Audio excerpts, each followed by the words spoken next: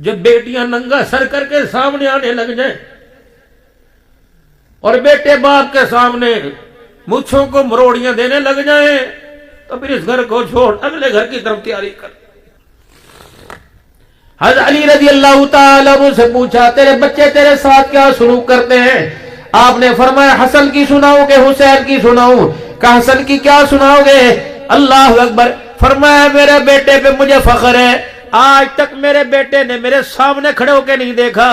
फिर फरमाया, मुझे मेरे बेटे पे फख्र है, आज तक मेरा बेटा कभी मेरे बराबर आके नहीं बैठा।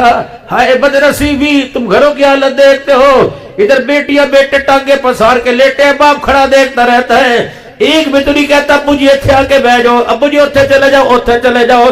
और लोगों, जब औलाद की निगाहों में माँ बाप की नफरत शुरू हो जाए तो दुनिया से ताल्लुक तोड़ के अल्लाह से ताल्लुक जोड़ लो।